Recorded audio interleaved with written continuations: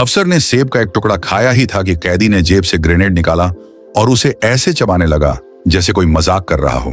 उसकी मुस्कान देखकर अफसर तमतमा उठा और गुस्से में उसके पेट पर जोरदार मुक्का मारा।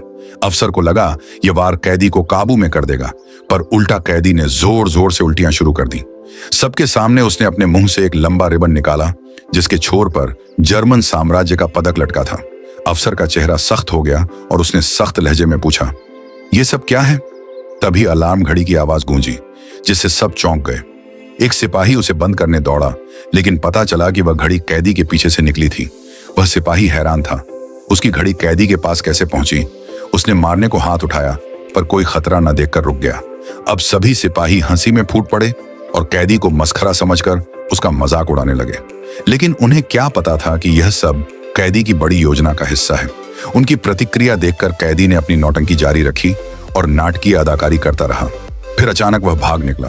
अफसर ने तुरंत सिपाहियों को उसका पीछा करने का आदेश दिया। दरवाजे पर पहुंचे तो देखा कि कैदी लकड़ी का बैरल घसीट रहा है। सिपाही सहज हो गए और हंसते हुए उसे पकड़ने लगे।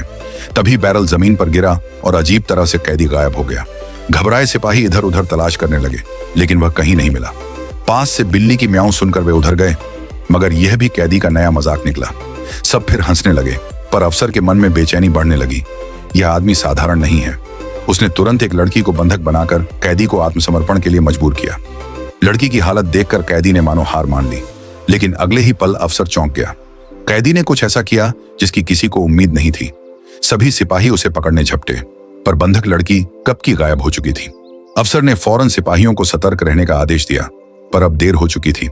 अचानक गोलियों की बारिश हुई और सभी जर्मन सैनिक मारे गए। बस एक सिपाही बचा जो चारों ओर पड़े शवों को देखकर सन्न था। उसने चैन की सांस ली, लेकिन तभी कुछ और भयावह हुआ। जो आदमी मृत समझा गया था वह धीरे धीरे खड़ा हो गया। उसने शांत भाव से हाथ उठाया और अगले ही पल